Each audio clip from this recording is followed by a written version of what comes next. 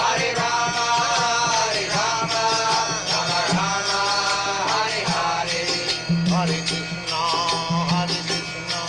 Krishna Krishna, Hare Hare, Hare Rama, Rama Rama, Hare Hare. Hare Krishna, Krishna Krishna, Hare Hare, Hare Rama, Rama Rama, Hare Hare. Hare Krishna, Krishna Krishna, Hare Hare, Hare Rama, Rama Rama, Hare Hare. Hare Krishna, Krishna Krishna, Hare Hare, Hare Rama, Rama Rama, Hare Hare. Hare Krishna, Krishna Krishna, Hare Hare, Hare Rama, Rama Rama, Hare Hare. Hare Krishna, Krishna Krishna, Hare Hare, Hare Rama, Rama Rama, Hare Hare. Hare Krishna, Krishna Krishna, Hare Hare, Hare Rama, Rama Rama, Hare Hare. Hare Krishna, Krishna Krishna, Hare Hare, Hare Rama, Rama Rama, Hare Hare. Hare Krishna, Krishna Krishna, Hare Hare, Hare Rama, Rama Rama, Hare Hare. Hare Krishna,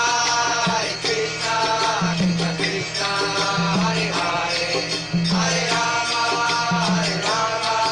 Rama Rama, Hare Hare. Hare Krishna, Krishna Krishna, Hare Hare, Hare Rama, Rama Rama, Hare Hare. Hare Krishna, Krishna Krishna, Hare Hare, Hare Rama, Rama Rama, Hare Hare. Hare Krishna, Krishna Krishna, Hare Hare, Hare Rama,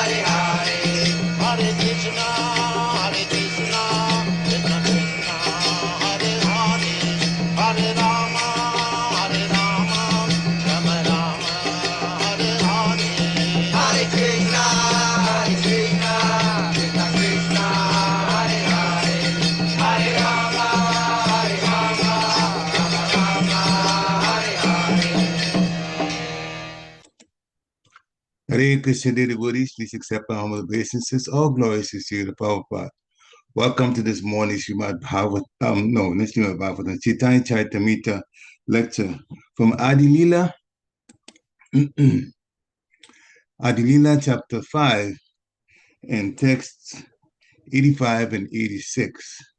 And this morning we're very fortunate to have His Grace Balabhadra Prabhu, Miss Lanta, to give the class. Hare Krishna Prabhu, please accept my Hare humble Krishna, obeisances. Prabhu. Accept my All obeisances, glories. Prabhupada. It's all yours. Thank you, Prabhu. Okay. Jaya Jaya Sri Chaitanya, Jaya Nityananda, Jaya Dvaita Chandra, Jaya Gaur Bhaktavinda, Jaya Jaya Sri Chaitanya, Jaya Nityananda, Jaya Dvaita Chandra, Jaya Gaur Bhaktavinda, Jaya Jaya Sri Chaitanya, Jaya Nityananda, Jaya Dvaita Chandra, Jaya Gaur Bhaktavinda. Hare Krishna, Krishna Krishna, Hare Hare, Hare Rama, Rama Rama, Hare Hare. Hare Krishna, Krishna Krishna, Hare Hare. Hare Ram, Ram Ram, Hare Hare. Hare Krishna, Krishna Krishna, Hare Hare.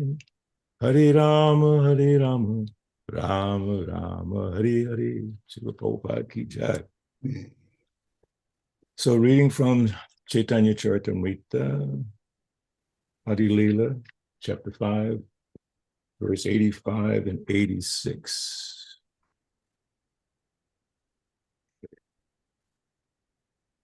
Jajapi sarvasraya tinho tanhate samsara antaratma rupe tinho jagat adhar jajapi sarvasraya tinho tanhate samsara antaratma rupe tinho jagat adhar jajapi sarvasraya tinho tanhate samsara Antaratma rupe tenho jagad adhara.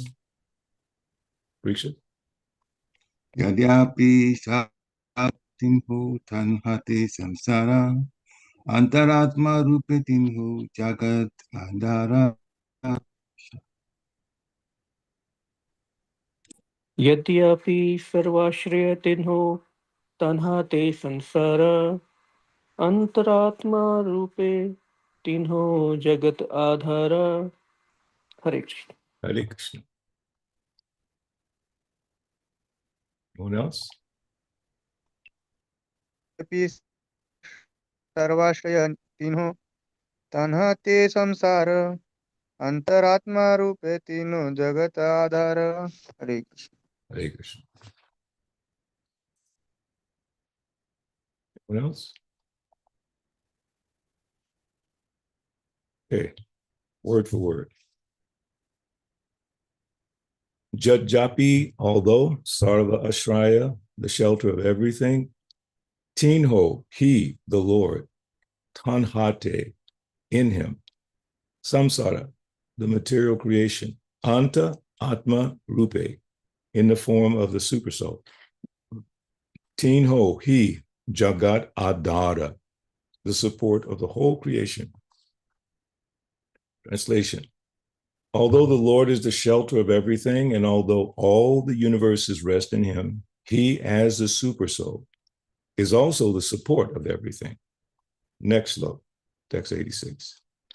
Prakrite sahate tanra ubhaya sambandha tatapi prakrite saha nahi sparshaganda. Parikshit?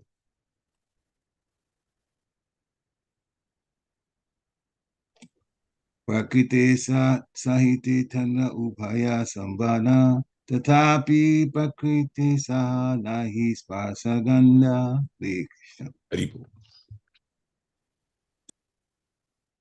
Anyone else? Hare Krishna. Hare Krishna. प्रकृते सहिते तानर उभय संबंध तथापि प्रकृति स नाही स्पर्श गंध. हरे Krishna. Hare Krishna. One more. प्रकृति सहित तानर उभय संबंध तथापि प्रकृति सह नाही स्पर्श गंध Thank you, Hare Prabhu. Krishna Word for word. Prakriti sahite, with the material energy. Tanra, his. Ubhaya, sambandha, both relationships. Tatapi, still. Prakriti saha, with the material nature. Nahi, there is not. Sparsha, gandha, even the slightest contact. Translation purport by His Divine Grace, A.C. Bhaktivedanta Swami Srila Prabhupada. Although he is thus connected with material energy in two ways, he does not have the slightest contact with it. Report. In the Laghu Bhagavatamrita, Srila Rupa Goswami, commenting upon the Lord's transcendental position beyond the material qualities, says that Vishnu, as the controller and superintendent of material nature, has a connection with the material qualities. That connection is called yoga. However, the person who directs a prison is not also a prisoner. Similarly, although the Supreme Personality of Godhead, Vishnu, directs or supervises the qualitative nature, he has no connection with the material modes of nature. The expansions of Lord Vishnu always retain their supremacy. They are never connected with the material qualities. One may argue that Mahavishnu cannot have any connection with the material qualities because if he were so connected, Srimad Bhagavatam would not state the material nature, ashamed of her thankless task of acting to induce the living entities to become averse to the Supreme Lord, remains behind the Lord in shyness. In answer to this argument, it may be said that the word guna means regulation. Lord Vishnu, Lord Brahma, and Lord Shiva are situated within this universe as the directors of the three modes, and their connection with the modes is known as yoga. This does not indicate, however, that these personalities are bound by the qualities of nature. Lord Vishnu specifically is always the controller of the three qualities.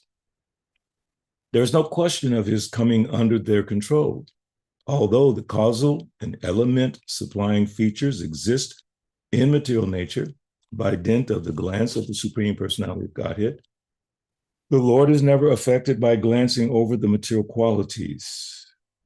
By the will of the Supreme Lord, the different qualitative changes in the material world take place.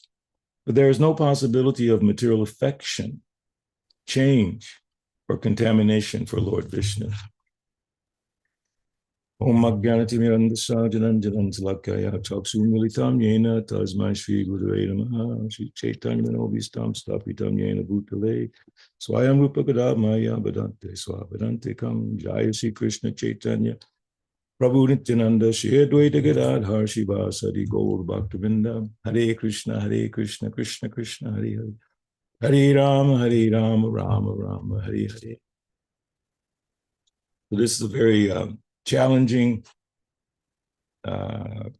explanation, presentation given by Srila Prabhupada, and also within the context of the verses, because we, meaning devotees, as well as the general public, we are not necessarily fully versed in understanding the Supreme Personality of Godhead.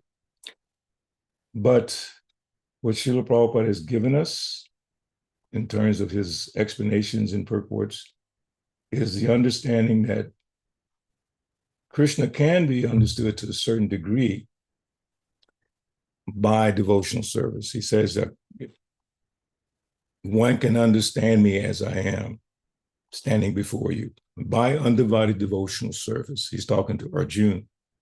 Similarly, he's speaking to us. Like Srila Prabhupada said, and I heard him discuss this morning in the Bhagavatam class, that he was challenging the devotees who are focused on selling books to make money. And I was like, whoa, because that's what the whole idea is. Sell Prabhupada's books, maintain the temples, which is true.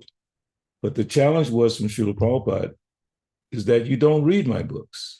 He was saying to the devotees, you're not reading the books. He said every verse has to be scrutinizingly studied, researched. And what you find when you look at a verse like these two verses here, there's so much compacted here that you have to reach into other places like the Bhagavatam, Bhagavad Gita, wherever it leads. There's a whole, in the mundane world, they call it going down the rabbit hole. We don't say that. That's a negative connotation. Going down the rabbit hole. It'll come to this confusing thing, another confusing thing. That's not what Prabhupada is saying. We're going down a different hole, or actually going up in the process of Krishna consciousness. And then that going up, in order to understand the different statements, presentations in these books, it requires us having a level of purity. So when Prabhupada was discussing that this morning, some devotees asked different questions, and Prabhupada was saying, why are you asking me all these questions? That's why I've encouraged you, go to your senior devotees who should have studied the books. He even challenged the temple presidents in the GBCs. So the temple president should be able to answer these questions. Don't bring it directly to me. We have more than 6, 7, or 8,000 letters of Srila Prabhupada replying to the devotees in great detail. Devotees would ask questions, he would reply. So I was just fascinated how he challenged the devotees. You're not reading my books. The idea of just selling to get money. And he also mentioned about farms and cows, which is interesting. Sometimes we hear, about the Varnashram and all that. So Prabhupada said, keeping cows just to get money to keep the cows is not good. I was like, whoa. Because, the way you say maintain a cow, this, that. So he was actually downplaying that. He said the cow is for giving milk. You keep the cow, you maintain the cow, you get milk. So he wanted us to understand. So in that context, I'm just setting the stage with the little bit that I can try to say, because understanding Krishna is not easy. We're approaching Janmashtami, and traditionally devotees will quote one verse, Janma Karma Chame Dilyam, Evam Yo Vedi Tatvata, that verse. So one who can understand the Janma, birth of Krishna, and the Karma, activities of Krishna. Who amongst us, in this nice little group, can claim that we understand Krishna the way he's explained? I'm just listening this morning to the story of Dvidvita Gorilla and Lord Balaram. So I'm up to the, actually getting ready for the third part of the Krishna book, but that's the end of the second part of the Krishna book. And he's talking about Dvidvita Gorilla, talking about the marriage of Samba, so many different pastimes. And you have to think, wait a minute. This is very interesting. God and God's expansions are being presented in a humanistic way on this planet, performing all these activities. Last night, we had a beautiful program here in Atlanta with Bir Krishna Goswami. He's the GBC of our new center. Beautiful program. And someone had asked him early in the day at lunch, he said, what do you want me to speak about tonight? And one Maharaji said, tell the story how you joined the movement. So he began to explain how he joined the movement. But how he joined the movement is so interesting, because when he heard about Krishna, the blue cowherd boy, he was like, what? What am I doing? It was like he couldn't grasp it. And then when they went out into the public and they were chanting or whatever they were doing, he was becoming a little ashamed, because what we were presenting to the people, a little blue cowherd boy. Of course, Sridhar Nandaraj also says that he's not just a little blue cowherd boy. He's Supreme Personality of Godhead. But let's not be confused. People do not understand that, because their understanding of God, which they filter what we say through their understanding, and that's the problem. We're explaining and then they hear it, but they hear it through their own misunderstanding of God. Prabhupada says in one of the references I have here, they see God as depicted by I believe it's Michelangelo, God very muscular, holding the world up on his shoulder. When we were kids, in my Christian upbringing, there's a song that says, he's got the whole world in his hands. He's got the whole world in his hands. He's got the whole world in his hands. So they see God as a worker to do what? Satisfy our desires. Pray to God for whatever you need. Everyone says it, go pray to God. Go pray to God for this, pray to God for that. And when God doesn't give it, we become discouraged because we don't understand God. And that is the premise of what I was meditating on, is that we do not understand God. So in that reference, or in that thought process, I went back and looked at the purposes of ISKCON, and I noticed that the first four more or less point to this: understanding God, ourselves, expanding that understanding or sharing that understanding with the general public, with the knowledge that they do not understand, and also realizing we truly do not understand 100%. We understand something, not 100%. So in the purposes of ISKCON, the first one is very important for us: to systematically propagate spiritual knowledge to society at large. Take that one little segment. To systematically propagate spiritual knowledge to society at large. In order to do that effectively, we have to have a level of conviction. And I've mentioned this several times before, because I studied selling when I was really selling books so much at the Atlanta airport. So I started studying a little bit about selling, professional selling. And I found one statement that sticks with me to the day. And that statement was that selling is a transference of conviction. I'll say it one more time. Selling is a transference of conviction. So we're constantly selling, not just selling things, but selling ideas. That's what people do. That's why you have so much stuff on the internet now, so much. Everyone's selling their ideas, their concepts. Even within the context of this movement, their understanding of what Prabhupada said, what Prabhupada wanted, what my guru wanted, what that, on and on, selling. But in Krishna consciousness, we have a bigger level of selling. We're selling the understanding of the personality of God. Remember, I'm just saying selling in the context of presenting, not some object, buying and selling. We're convincing. It's hard to convince people about something. Suppose it's a product, if you've never tried it. It's superficial. You're talking about something you never tasted, you never used, you never even had any experience. That's why in a lot of the promotion that I see on the internet sometimes, they want testimonials. Whatever the thing is you have. For me as a musician, I look at stuff related to that. And if it's a guitar or an amplifier, the guy is playing it, the sound comes through, he's telling how much he loves it, then I think maybe I'll get that thing. And I've bought many things based on that. So people think like that in Krishna consciousness. Wow, this guy, this girl, this Mataji, this man, they're so convinced about this. Maybe I should listen. So to systematically propagate spiritual knowledge, we have to have some spiritual knowledge that we are convinced of. That's what I'm saying. It's difficult to convince people about Mahavishnu. Maharaj, Dear Krishna Maharaj was saying that last night. It's very difficult when you approach people and try to explain Mahavishnu. And he was, how we described this, the universe is coming from his skin hole. You have to think for a second, how are people going to receive that? And that's what he initially was reading. It was blowing his mind. He couldn't grasp it. It was just so deep. So we bring it down a couple of notches, but we don't go down below Krishna's Supreme Personality of Godhead. So let's continue this first purpose of ISKCON: to systematically propagate spiritual knowledge to society at large and to educate people in the techniques of spiritual life. That's another one. In order to check the imbalance of values in life and to achieve real unity and peace in the world. Very powerful vision of Srila Prabhupada. This is Prabhupada's vision. He even had this vision before he came to America. He actually did this first, you can say, draft of this in Jhansi, but it was more. He had more elements than the 7. You can look it up, it's available.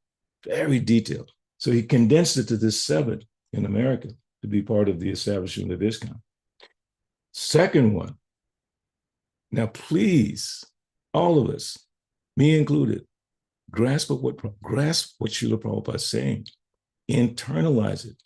In your preaching, he's telling you what to preach. One time he asked the devotees, what are you saying on Sankirtan? And they said, we talk about yoga, we talk about vegetarianism. And again, he challenged them, you don't read my books? That's not our purpose. I mean, we're not promoting yoga, promoting vegetarianism. No, second purpose, to propagate a consciousness of Krishna, in parentheses, God, as it is revealed in the great scriptures of India, Bhagavad Gita, Srimad Bhagavatam. So there you go. Anyone is interested in preaching, whether it's Sankirtan, college preaching, individually to people, we have a responsibility. And I'm pointing to myself because I've failed in this many times. Many times. We have a mandate to propagate a consciousness of Krishna, not yoga. Where did he ever say the purpose of ISKCON is to propagate a consciousness of Hinduism and yoga and this and that and the other? No, it's always about Krishna. But one of the hesitations I see in myself, and I sometimes see in others, is the hesitancy to just talk about Krishna. Now think about it. Janmashtami is a few weeks away. What is it, August 16th? What else do we have to talk about to each other and to the general mass of people? There's nothing more. And this is an amazing opportunity. And, I challenge the Hindu community, especially because I'm the president of an organization that includes Hindu scholars and all these different people. But they're so hesitant to speak directly about Krishna, even though they come from a culture where they know about Krishna, because they want to attract, quote unquote, Western people. And there's another danger in our movement, this idea of Western people. What does that mean? Attract them to what? To me individually? To yoga? Also, we'll take, the gradual process. We'll bring them into yoga, then we'll bring them another step and then another step. No, he says right here, to propagate a consciousness of Krishna, God. So those who see, they say God, they don't say Krishna, but he says God, Krishna, God. But in order to do that, we have to have some rasa, some taste, which begins with Shravanam. So this period leading up to Janmashtami is an incredible opportunity to increase your Shravana about Krishna. And as I said, I'm toward the end of the second volume of the Krishna book. And the way I'm doing it, I listen to Amala Bhakta Maharaj's reading of the entire Krishna book. Because you have to understand, the Krishna book is Srila Prabhupada's summary of the 10th canto. Okay, you have the 10th canto now, Bhagavatam book.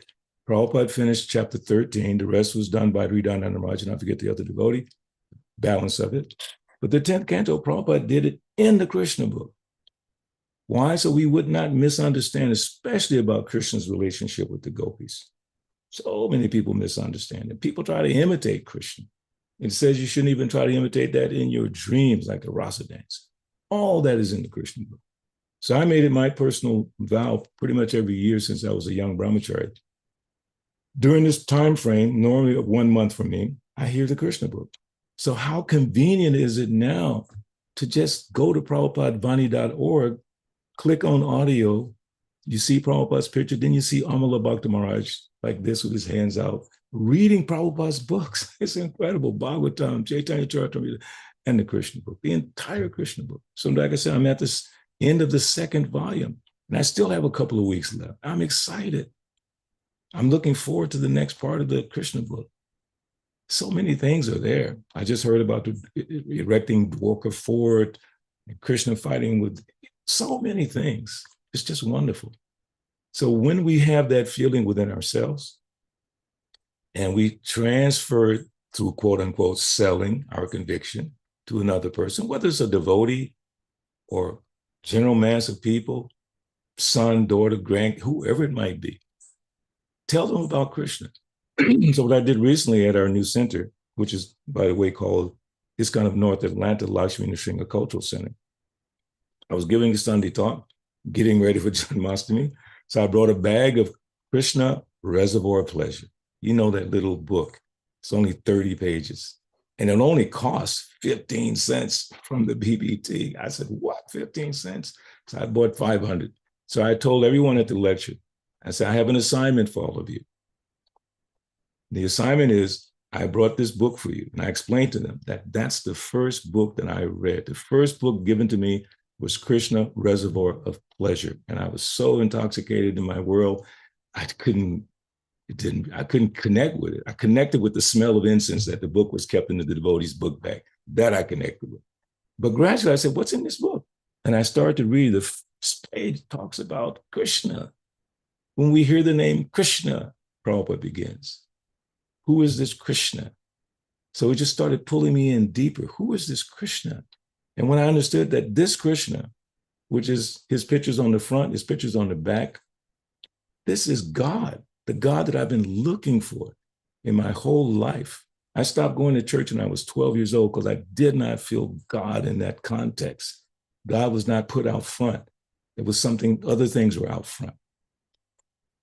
In fact, I have to go to a church this weekend. A good friend of mine that I used to sing with 52 years ago, he's receiving appreciation for 30 years as a minister. And he said, Benny, you have to come. I really want you to come. So I'm going to go and be there. And I like the way he tells people that we need to go out. He tells his congregation, we need to take this knowledge, this wisdom, take it out from this building. Because many people don't, they just stay in their building. But once you get that excitement in your heart about Krishna and you hear sufficiently, you can't hold it in. You just want to share it with everyone. So we have to think very deeply in our own hearts. How convinced are we that Krishna is God? So when I saw that little reservoir of pleasure, it just opened my mind up. So when I shared it with the people at the temple, I gave everyone a copy and they were happy to receive it. Immediately, little kids started reading, adults started reading, and I was so happy. And then I came back the next week, and one of the people that received it said, I need more. I gave out the ones that I had. I want to give out more. Can you bring more?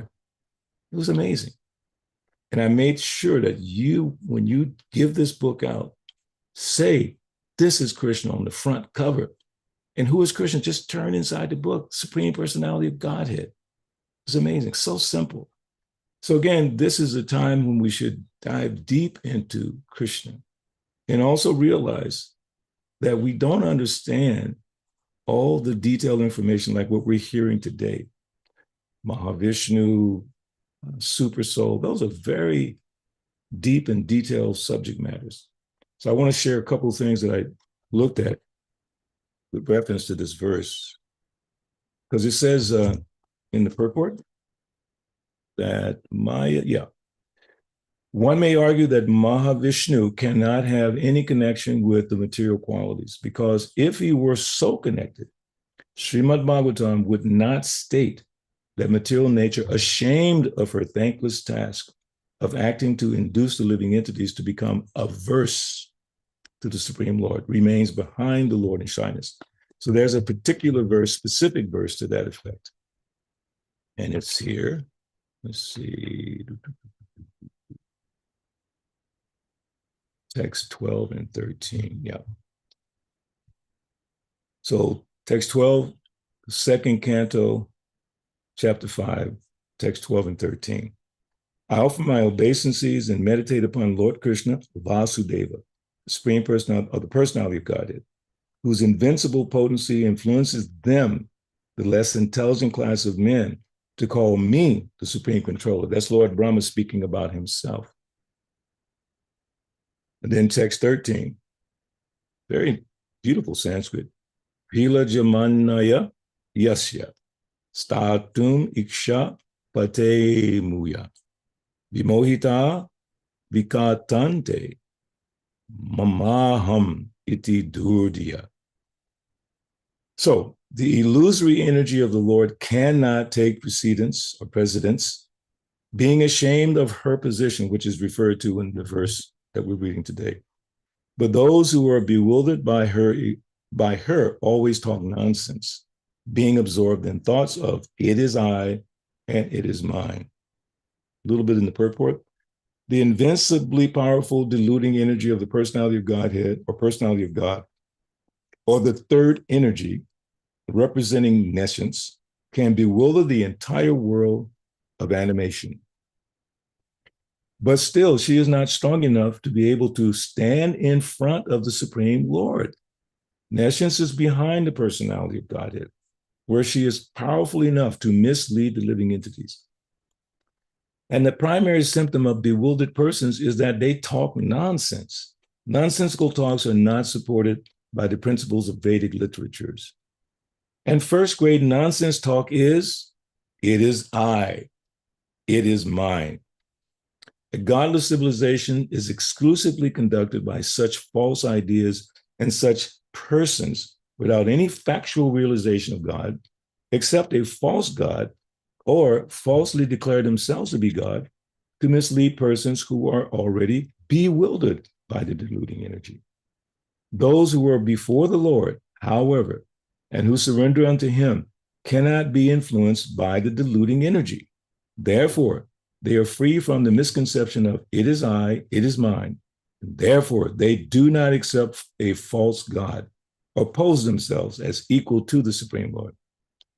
Identification of the bewildered person is distinctively given in this verse. It's a very nice verse, again, which is referred to in the purport that we're reading today, that Srimad Bhagavatam would not state that the material nature ashamed of her thankless task. Thankless task, you've probably heard that many times. Just like theoretically speaking, the police have a thankless task. But sometimes, due to misunderstanding, they enjoy locking people up. They make a, I don't know, in their mind like a quota, they're going to lock people up.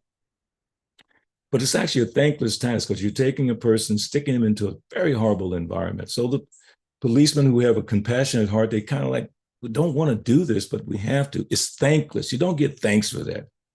You know, it's not like Maya, confusing us about who we are, spirit, soul, servant of Krishna, Jivara Supaya Krishna Nichadas. She has the task of putting confusing situations before us. Now that can be equated to, for instance, like say a football coach. A football coach cares about his team, but his job is to put obstacles before the teammate so they can overcome the obstacle and achieve what they want at the end, which is a victory in the football game. You know, Friday night lights, as they call it. It may feel painful to the neophyte football player, and he wonders, why am I getting so many attacks from the right and so many attacks from the left, people clipping me, throwing me? I'm saying that because I tried out for football in the high school because my two brothers were famous in high school football players. So everyone thought that I would follow in their footsteps. I tried maybe 2 days, but I couldn't handle the, people hitting me here, hitting me there. And the coach made a situation where he gave everybody a number and you didn't know who they were. And they would hit you from that side, that side, preparing you for the game. Maya's business is to prepare us to, first of all, reject her situation by putting all these things before us, by realizing that we are spirit soul. What is that verse? Mamchayo Vyabhicharena Bhakti Yogena Sevate Saguna Samatityatam Brahma Bhuyaya Kalte. Coming to that Brahman platform, and rising above the modes of material nature, which is Maya, Mahamaya. We have Yoga Maya, Mahamaya. So she's putting all these things in our mind, all these situations in front of us. But as we understand spiritual knowledge systematically, as Prabhupada says in the first verse of the, not verse, but first purpose of this kind, systematically propagate. In order to systematically propagate, we have to understand what we're propagating. Otherwise, it's superficial in a lot of ways. So we get this information. The most important thing is applying the information. Samo Dhammastapasal Cham, Shantir Arjavameva Cha, Jnana Vijnana Astikyam. Brahma Karma Sabhavaja. So we, as Brahmanas or aspiring Brahmanas, we should live a life of Brahminical culture anyway. We should have the knowledge, jnana, and then we should apply the knowledge, vijnana. So when you apply the knowledge and you see the results of the application, then when you explain it to someone, it makes a big difference. And even to yourself, as you begin to really believe, like for me, I have several verses that I really rely on. And they're not even verses that talk directly about Krishna, but they're foundational verses. For instance, in the second chapter text 70, which helps me when I'm dealing with material desires. One who is not disturbed by the incessant flow of desires that enter like rivers into the ocean, which is ever being filled, but is always still. He alone can achieve peace, not the man who strives to enjoy them. When I think of that, Maya kind of, Maya moves away a little bit because I'm thinking, Prabhupada says in the purport, we should be full in Krishna consciousness, just like the ocean. So when the rivers come into the ocean, the ocean absorbs it. It doesn't disturb the ocean. It's not like the ocean gets all agitated. A couple small rivers come inside the ocean. The rivers compared to the ocean, insignificant. Insignificant. Even if it's the Hudson River or this river, that river. Ocean's so vast and so full. So think about what that verse is saying. It's like the ocean, which is ever being filled. That means more water is coming in. And then Prabhupada says in the purport, in the rainy season, even more water comes into the ocean. And the ocean's just like, no problem. So we will be challenged by Maya. We will have material desires coming at us for the rest of our lives, practically. But if we think like the ocean, function like the ocean, become full like the ocean, so when Maya comes in as a river, it just gets absorbed in the ocean. We're not disturbed. One should not be disturbed, right?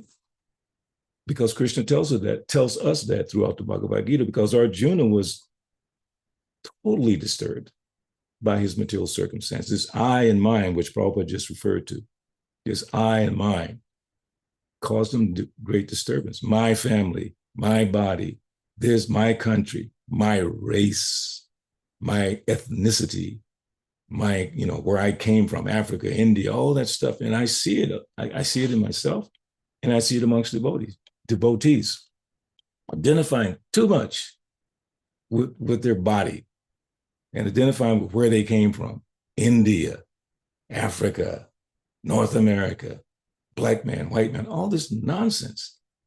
So Maya is tricking us. So then when we pull ourselves back by reading Prabhupada's books scrutinizingly every day, take what we read, try to apply it the best that we can. Like today, from the reading today, it's not within my, it's above my pay grade, trying to explain about Mahavishnu, Super Soul. I mean, I try my best. So I had to extract something that I could relate to. And what it said to me was, people in general don't understand God. They have a limited understanding. We ourselves don't have enough faith in Krishna. We have some, not enough. It's building. So that made sense to me.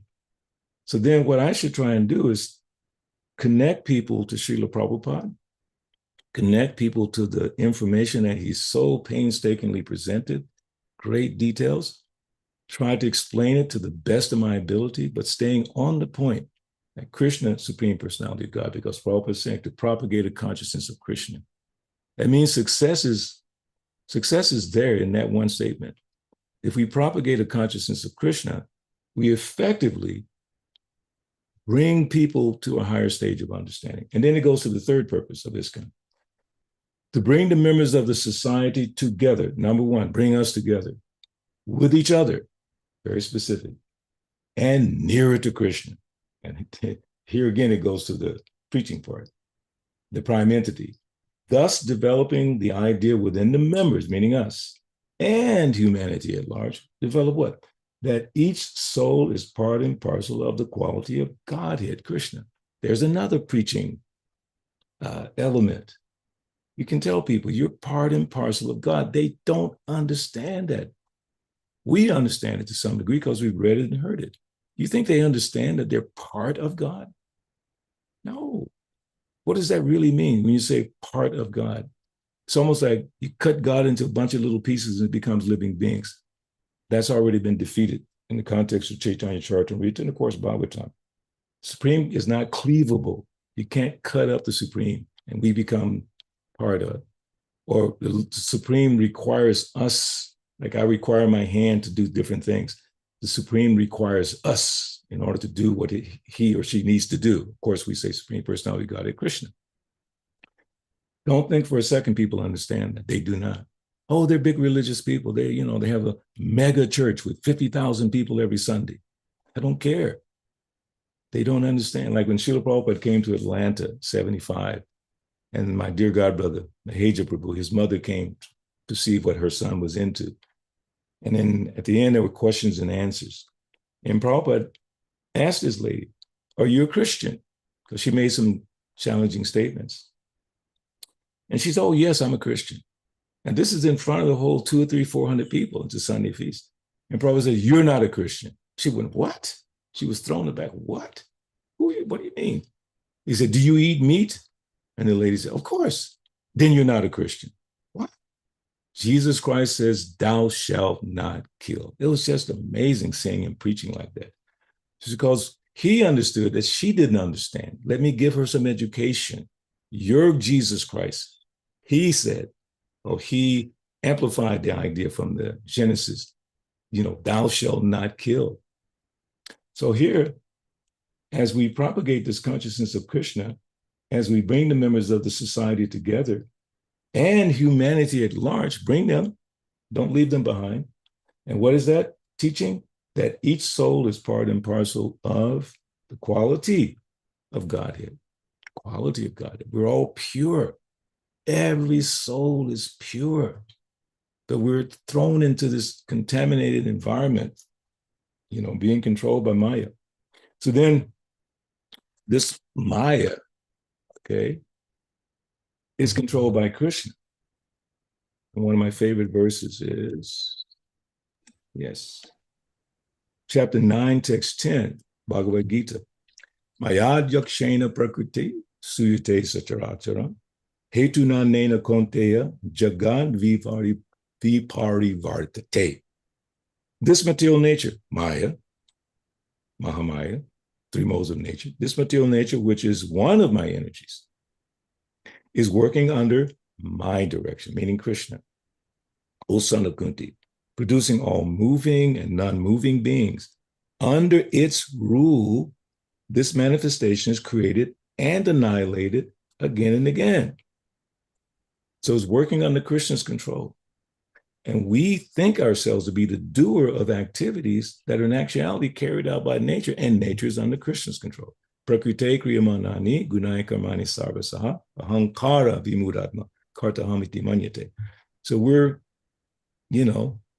caught up, but it's by Maya. But Maya is working under Krishna's control. So what's the simple logic here?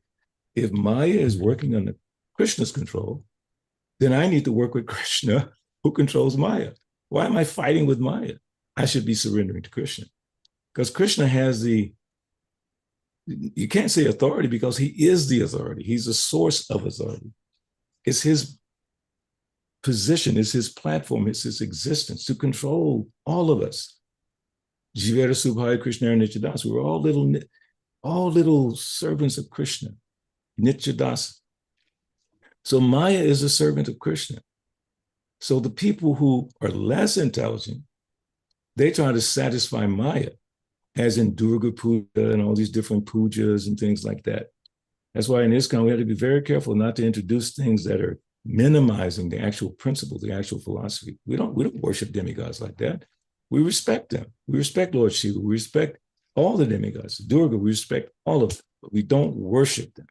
Should not do that, because Krishna says those who are less intelligent. So then we should just go to Krishna by devotional service, 9 processes, how Prabhupada has presented it, how the acharyas have presented it. And then we practice sadhana bhakti carefully, as the Krishna Maharaj was saying last night. Carefully chant your japa, carefully read Prabhupada's books, carefully listen to the classes that we try to have. Thank you for, Prakshit Prabhu and Anasuya for arranging this class for all of you and devotees like myself. So we keep hearing, every day, hearing. So you hear a little bit and you run away, you think you know everything. You don't. After 52 years, what do I know? I just know Prabhupada told the truth. That's the one thing I know. Prabhupada told the truth. I analyzed one time, I thought, why would Srila Prabhupada, at that age, with that much trouble, cross the ocean, come to America to lie to a fool like me? I thought about that. He came all the way to lie to someone like me from the projects of Atlanta. Come on. He must have believed what he said and wrote truly to the depths of his soul. And he gave that. So that giving to us was the selling of his conviction about Krishna. And he expects us to gather some faith. Gather it as much as you can by hearing, by association, constantly hearing, constantly associating. Gather some faith. If you don't have it, get it from someone else by their association. And then with that faith, like in Christianity, they say, faith can move a mountain. If you say to the mountain, move, you have faith, it can move. It can move because we know, like Hanuman moved the mountain. So it can be done. But gather that faith, conviction, that Krishna Supreme Personality of Godhead. And even if you're not 100% convinced, Prabhupada said to do it in the purposes of ISKCON, to propagate consciousness of Krishna. So I pose that to all of us on this call today. How can we, for the next few weeks leading up to Janmashtami, how can we follow what Prabhupada says in the second purpose of ISKCON, to propagate a consciousness of Krishna? So what I did for myself, I ordered myself 500 of the Reservoir Pleasures, 15 cents, BBT. And I'm just sharing them with devotees, giving them to people, and reading Krishna book, preparing my consciousness. But based on the fact that I know I'm not so elevated, not so sophisticated to truly understand how Mahavishnu functions, how the super soul functions. These are very deep subject matters. So I just wanted to share those few thoughts with you. So one last thing, the preaching should always attempt to present as much direct knowledge of Krishna as possible, realizing that the people in general, as well as neophyte devotees, do not fully understand Krishna. And then going back again to the purposes of ISKCON. So I will stop with that. Hopefully there's some thoughts or reflections that you'd like to share. But again, my humble request and my focus right now is just to think about Krishna directly, speak about Krishna directly, every opportunity Krishna gives me. I have to share a little bit. Hare Krishna, Krishna Krishna, Hare Hare, Hare Ram, Ram Ram, Hare Hare. So back to you. Thank you very much. Very, very, very wonderful class and thought-provoking class. Sometimes the Buddhists think that they understand Krishna, but actually, very limited understanding if we have that. Very limited understanding. And if we have limited understanding, then what about those non-devotees? How much do we know about God? I just thought about that as people have tried to paint God as a very old person. Immediately, they're thinking on the body level. They don't understand what the soul is. They don't know. We know Satchidananda. It's not so aging or, going by the body. One question. Sure. And after that, you can always unmute yourself when you want to share some of the realizations or ask questions also. Or just talk about Krishna. This is about Krishna. So when you're out distributing books and people see the picture of Krishna, and they think about it at the body level. So when they see this is God and he looks young, what kind of comments have you gotten from them? If you remember any. Well, like you just said, he's Navayovana. I always tell people, listen, I came from Christian background and I had a limited understanding of God. When I came in contact with this information, my mind exploded because I had an inherent feeling that God must be greater than what I've been hearing about. It's like he's got to be greater than that. So this idea that he's forever young, that's actually a beautiful pop song, Forever Young. That song, Forever Young. Everybody wants that, but they don't know why. And that's why Prabhupada says, that's why the old man thinks himself still young. And I know it because I'm 73, I'm thinking, I'm still young, but I'm not physically. Why? Because I am eternally young. Soul doesn't get old. It's like Krishna doesn't get old. So you explain a few little things in him that God, wouldn't you like to be young again? And everyone goes, yeah. So why would God be limited in that capacity? To not remain young, looking young, looking healthy, looking like that. Like Prabhupada said, nobody wants to see an old man. Think about it. What do they do with old people? They put them away. I used to work at one of those convalescence homes. I know what it's like. It's not good. Put them away. Don't want to see them anymore. But in my neighborhood where I grew up, you didn't put old people away. You put them on the front porch, and they were the wisdom keepers. They were also the smack you on the back if you got out of line people, right? And you had great respect for them. So when I'm explaining to people, I bring it to very simple, giving my own personal example of how I began to appreciate Krishna, and how by hearing that he's always young, forever young, and I convey that to people, that, okay, you have an understanding of God, but this is a more expanded understanding of God. God is in a position where he can enjoy on the highest level. Why do you think you like, everyone likes to enjoy, but God doesn't? Everyone wants to be young and healthy, but God doesn't. So like that, they begin to appreciate a little bit.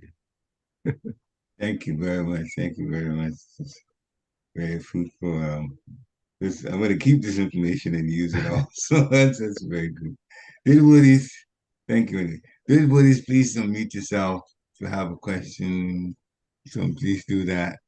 Ask a question and share comments. Yes. Whatever excites you, please bring it up. Hare Krishna. By the way, Ansuya is not on here because he's hosting the Zoom for Chandamali Swami. Yeah. I Requested always that. miss her. Yeah, tell her we said her. Okay. Yeah, he does. She does Tuesdays. Okay, did Woodies? Any questions? Prabhu, Yeah, please go ahead. please accept my humble obeisances. All glories to Prabhupada. Thank you for a very nice class, Prabhu. It's always wonderful to hear you Thank you. and your realizations, experiences about book distribution, and the conviction that comes out of it really uh, makes me enthusiastic about it. Uh, so you were explaining that we should not try to beat around the bush, to give as much as a direct Yes. knowledge about Krishna. Uh, and so one thing I would like to ask is like how to make sure that it is relatable, because like for someone who has never heard the name Krishna, it becomes like then I see like completely oblivious people, they Yeah. like Yeah. becomes difficult to go forward from that point. So like you can share your thoughts and your experiences, how it goes. Yeah, like I told you, the first book that I received was Reservoir of Pleasure. It goes directly to Krishna. The first page is a little small thing about Prabhupada, very small, who he is, and how he came. Next page, people have heard the name Krishna, Krishna, Supreme Personality of God. Immediately, I wish I had a copy in my hand right now. I don't want to stop, but anyway, immediately Prabhupada goes to that point. That's the first thing I read. I'm telling you, I was like this guy in Atlanta, standing on the corner waiting for the city bus to go home from work, probably intoxicated. And then when I finally read that statement, I was like blown away. So we should not hesitate. Now, here's a question you can ask. Prabhupada gave the example of little Saraswati. I think Malati's daughter, right? Saraswati. So he gave her as the example of preaching. She would say, "Do you know who is Krishna?" And most people say, "No." And she would say, "Supreme Personality of Godhead." And you start from there. Don't be shy. What I would do sometimes, and I still do it. Have you heard of Krishna? To anybody, brand new guy I'm talking on the street, businessman, I don't care. Right? Have you heard of Krishna? Some people say yes. Actually, one time on Sankirtan at the airport, I asked this lady, "What is your name?" She said, "Krishna." I went, "Whoa!" It just threw me back. Her name was Krishna. I said, "Do you know what it means?" "Yes, my mom's into Hindu culture and all this and that." You'd be surprised when you ask that simple question. Try it out. Have you heard of Krishna? You're not being dogmatic. You're not being offensive. You're not intruding in their life. You're just asking a question. Like, say, me and Parikshit, right? You could say, "Have you ever heard of a DAW, which is a digital audio workstation?" Like Fruity Loops and all that stuff. And we'll say, "Sure." And the guy says, "I got one that's a brand new one. It's got this much megabytes and gigabytes and zigabytes, whatever." And you go, "Because you have some small experience, man, let me hear about that. Tell me more. Have you ever heard of Krishna? Have you ever heard the name Krishna?" "No." "What does that mean?"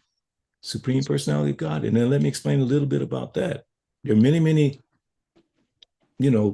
controllers within our world. You have the family control, your father controls, you got the governmental control, you got the worldwide control. Then it goes up according to the Vedic philosophy, which you might say Hinduism, but Vedic philosophy. There are controllers of the wind, the rain, the sun, the moon. It's not just happening by chance. And then you go up, up, up, up, up. The highest controller above everyone is Supreme Lord. Now, the Supreme Lord is not some impersonal thing, has a name, has a place where that person exists and enjoys forever. I go right to that. If they allow me to explain, I'll explain. If I say, have you heard of Krishna? They say no, they're going to get a Bhagavatam class from me within 2 minutes. 2-minute Bhagavatam class. I heard that from Rameshwar back when he was in charge of BBT. He said, Sankirtan is like giving little mini MINI Bhagavatam classes all day. Think about it. How much we enjoy Bhagavatam. And then we share it all day.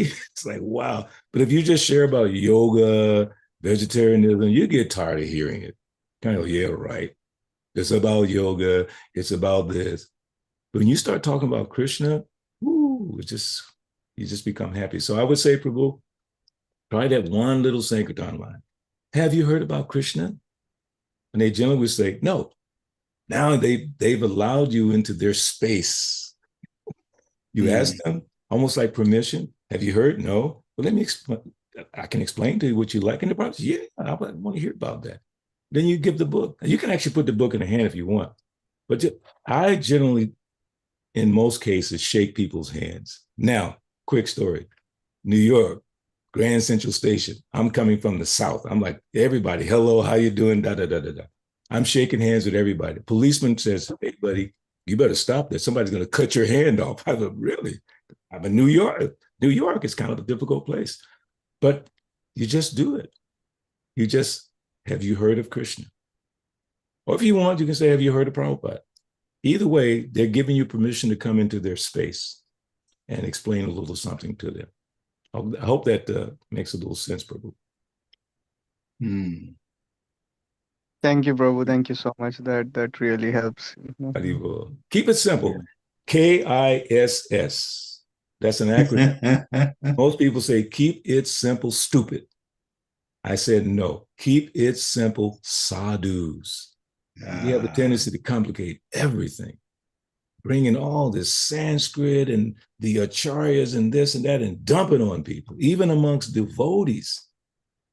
I could spend a whole bunch of time and bring every acharya's thing and just dump it into this discussion.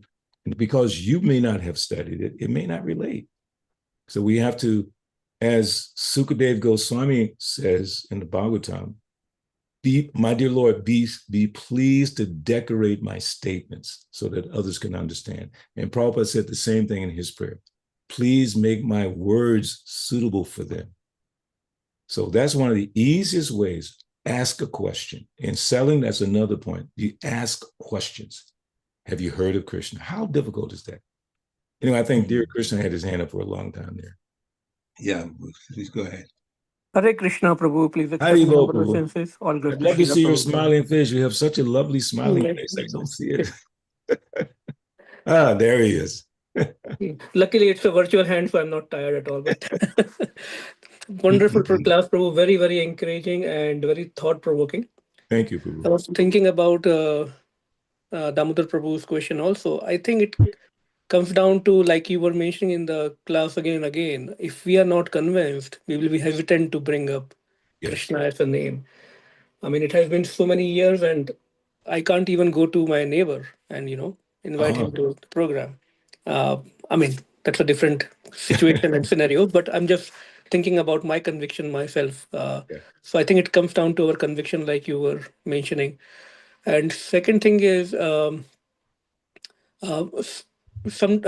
we've seen a lot of even Hindu temples and all these temples, just because they want to attract crowd, they're ready to minimize the philosophy, the actual philosophy, and just on the name of secularism, everybody, or donation maybe need for money. Yeah. So that is one thing definitely we see not so much in ISKCON. I don't say completely not happening in ISKCON, but sometimes we see, depending on the congregation, we see sometimes the philosophy is minimized or compromised sometimes. So that's real danger sometimes I see even our society. But like Srila Prabhupada was non-compromising and always keeping it simple and very straight. So thank you for reminding about that, Prabhu. Hare Krishna. No, thank you, because you brought up another question, which is how do we get conviction when we don't have it? Well, same thing in the business world. You go and associate with people who have it. You want to be a successful businessman? I heard a story once real quick. The guy said, I can lose all my money. I can lose everything. And what I would do, I'd work any kind of job, washing dishes, sweeping the floor, whatever. I'd make some money. I go buy the most expensive suit in town. Then I go find the most successful businessman in town. Then I take that businessman to the most beautiful restaurant and sit down. Now, you remember Prabhupada says like that in the business. You know, when we're talking about the dati, pratigrinanti, and all of that, he's saying, you go to the businessman and you make some interaction, da, da, da, da, da. So this is a simple idea. Now I want to become successful. I failed at everything. Let me go find someone successful and then give them food. Like Prabhupada says, give them prashadam, right? We get prashadam. So the business person shares food, a nice place, gives some gifts or whatever. Like yesterday, Bhattacharya Maharaj, it was so sweet. This devotee in Atlanta, he plays the guitar as well. And so we were playing guitar with Maharaj. And this devotee has a beautiful, very expensive guitar. And he has a very expensive thing, which we call a capo. You put it on the guitar to move it up and down. He paid $200 or $300 for this thing that normally you spend $5 on. You know what he did with it? He said, Maharaj, I'm not using this. Can I please give it to you as a gift? And Maharaj was like, what? This thing is expensive. He was touched. The dati pratigrinanti. So then that devotee and Maharaj had an immediate bond. So if you want to become convinced about Krishna consciousness, what I have done over the years, I hang out with the best. Like I hung out yesterday with Bhattacharya Maharaj, because I know his level of conviction. And last night at our home program, people got to hear about his life, how he came to that level of conviction. It's amazing. When his mother died, he was not able to be there with her. He was in another country. But he arranged for one of his disciples from the temple in North Carolina to go be with his mother to Sukadar Prabhu's house. I was there, and they took her all the way to Bhattacharya Maharaj's mother. The point of the story is that she's lying there in the bed, ready to leave the world. And that devotee Maharaji said, she told the nurse, please leave the room. And that devotee Maharaji laid down next to Bhattacharya Maharaj's mother and was chanting Hare Krishna to her. And within 10 minutes, she left her body. And when Maharaj tells that story, you can see his eyes beginning to well up with tears. It was amazing. But there's other parts of that story, how his mother didn't like Krishna consciousness in the beginning, but gradually started to appreciate it, to the point that she would tell her friends, my son is a guru in the Hare Krishna movement. He's one of the big ones, you know. So it's all about just association. If you don't have conviction, I hang out with the best. Hridayananda Maharaj, Jai Pataka Maharaj, my dear godbrother who's no longer physically with us, Bhattacharya Maharaj. How much I spent time with him as a brahmachari. Oh my God. So you want conviction? You want to have that energy? Got to get around. Now, we have to become that source of inspiration. That's a big challenge. You know, we try to get it from others, but we also have to give it. How are we going to be able to give that level? Hearing, constantly hearing, and filling up our ocean. And then one devotee taught us, he's a teacher in Mayapur. He said, you should be like the ocean with Prabhupada's books, that whenever someone asks you a question, you just flow from what you've been hearing. Whatever you've been hearing, you let it come back out. So that's my thought on that. You know, it's such a beautiful process of developing conviction. What is a Dao Shraddha Sadhu? Who knows that verse? Dao Shraddha Sadhu Sangha. Who knows that verse? Sadhu Sangha. Not off the top of my head. Bhajana Kriya. Adosha sadhu sang bhajan kriya narth nivrati. Yes, Sadhu Sangha. But what is Sadhu Sangha? Talking about nonsense, no. Devotee who's less experienced tries to get the inspiration from those who may have more experience.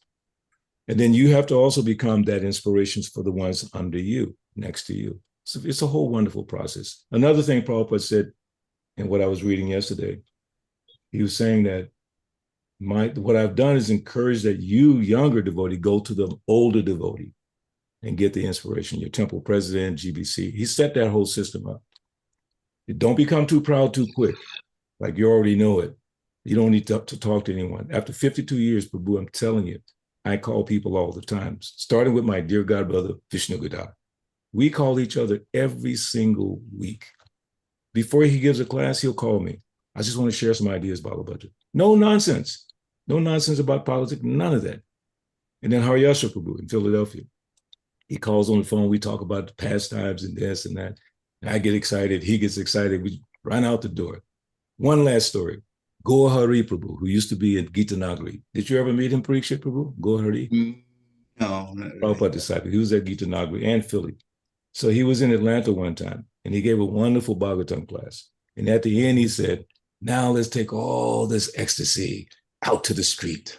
It's like, whoa. Don't just keep it in the temple. Let's take it out to the street. And I made a vow that day after hearing his class. I said, I'm going to go out the street. I'm going to cross the street. First person I see, I'm going to tell them about Krishna. It was like I walked out the door, went across the park, and the first guy I met was kind of the weirdest person you could ever think of. Just kind of funny looking, glasses hanging off. I guess I made a vow. That guy became a servant in our temple until he died. That guy. Wow. He never got initiated, but he just loved, and devotees loved him. Had I not done that, anyway, Hare Krishna. Thank you so much, Prabhu. Thank you. We can keep listening to you. Thank you. Very inspiring. When Mataji has her hand, I saw. I don't see Manu Harini. Is that Manu Harini? Brenda? Yeah. Did she have a question? I appreciate the little sparkles. That was nice. I think, that was Damodar Prabhu. Yeah, Damodar also sent one. Yeah. Yeah, so that's very nice. Prabhu, one more question, maybe if you can ask quickly. Prabhu, yes. Like to get this conviction, my personal thought is this going through this question answer is very, very important, because unless we clarify all our doubts, it could be the silliest doubt in the process. And that is what I see missing in today's, or at least the congregation I associate with. Very, very less question and answers. And probably that is coming from because, I know probably everything, or maybe I'm not that much interested. So how to deal with that situation when people are not very encouraged to ask question or answers or to clarify their doubts? There's so many principles that run through my head. Many things that I learned in my pursuit of getting a little more information how to deal with the public. So one of the things I learned that I always try to practice, and they say if you want to be successful, which most devotees want to be successful in Krishna consciousness. So this person said, you should be a front seater. When you go to a meeting, where do most people sit? In the back. Why? They don't want anyone to call on them. They don't want to look stupid, right? So this man said, be a front seater. And when there's questions and answers, be the first one to raise your hand. You say, even if you say something stupid, people will recognize that you are an ambitious person. Raise your hand first, go to the front of the room. So when I go to like a class or something, I try to go as close to the front as possible. Of course, now I'm getting a little older. I have to sit in a chair sometimes. But when Prabhupada was there in Mayapur, it was very difficult to get to the front. But I, being a little strong black kid from the ghetto, I was pushing away, get close to Prabhupada, because I wanted to hear him deeply. So that's the principle is people don't want to look stupid. Even amongst devotees. Maybe I don't know the verse perfectly. I don't have the reference perfectly. It doesn't matter. If you're in the association of devotees, what is that? Machita Magata Prana Bodhyastat Paraspara, right? Tu Santecha Ramantecha. Devotees relish amongst each other. So the principle, overriding principle, is that amongst devotees, we should not be condescending, judgmental, critical. We should welcome, like you said, if you ask a question that's not so organized, it's okay. We'll work with you, help you there. That's what the Association of Devotees is for. Learn that principle. We're here to help each other. And if you don't know it, that's okay. But to your point, you have to give people the permission to make mistakes.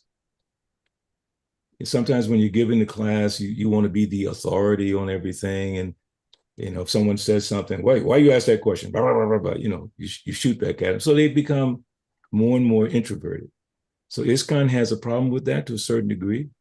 We have to open up, let people express their hearts. Actually, Bir Krishna was saying last night to the devotees that some of the classes they do, the way he does a class sometimes is very interactive, kind of like what we're doing here, but throughout the whole class. So the way he does certain classes, everybody gets a chance to read and everybody gets a chance to come in. So I do a class every Sunday on conference call, and today I have another one with devotees from Philadelphia, conference call. That class is each person reads, each person gives a little class, which is pretty amazing. And I hear stuff like, wow, that's incredible. Like especially our Mataji friend in Philly, Binjavali. She's physically a little bit older. No, you know Binjavali.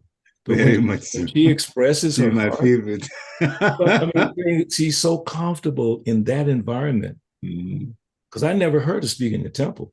But in that little environment, our little circle, she just, whoa, it's deep what she knows. And then Mother Krishna Priya, she will come with all these bhajans and Vaishnav songs, and she's just crying and singing. We're saying, go on, Mataji, go on, keep us going. It's like, wow. So create an environment where people feel they're not going to be judged if they say something that's not exactly right.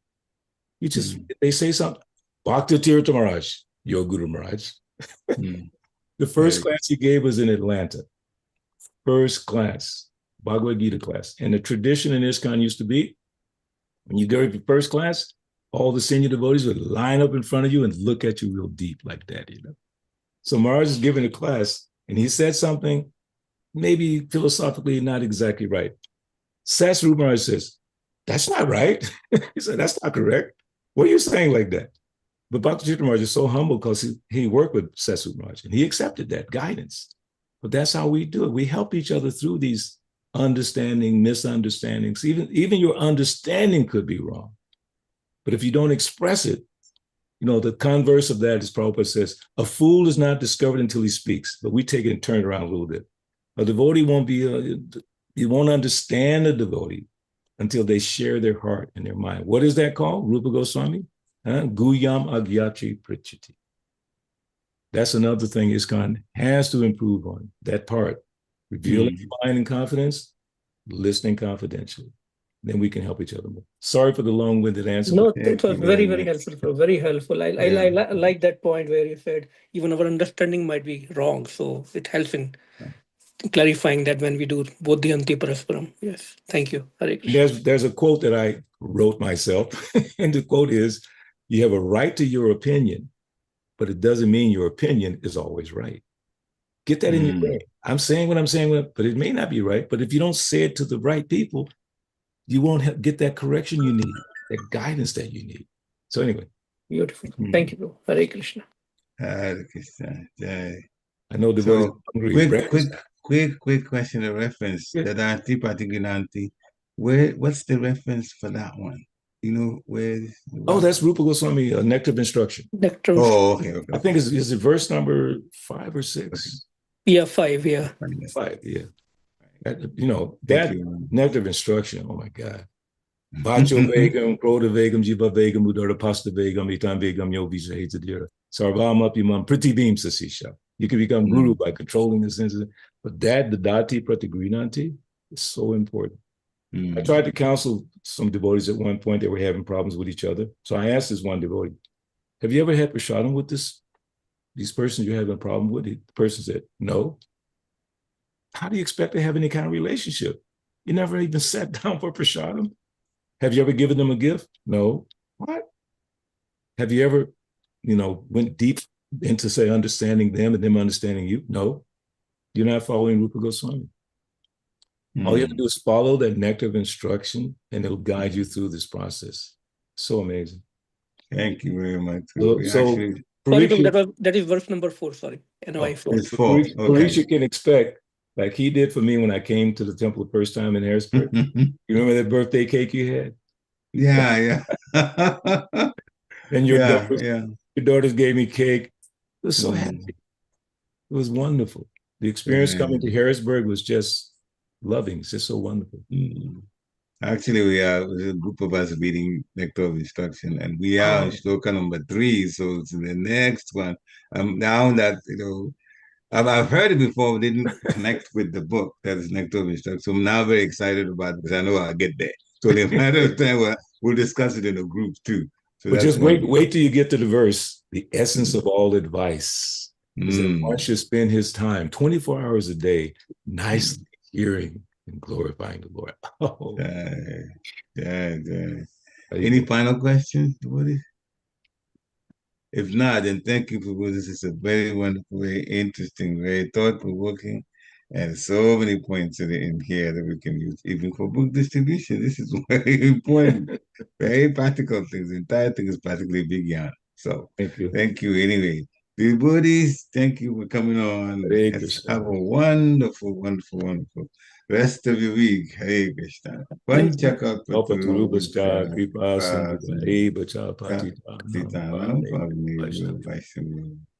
Krishna. Thank you for allowing me to be here. Jai Sri Prabhupada ki Hare Hare Krishna.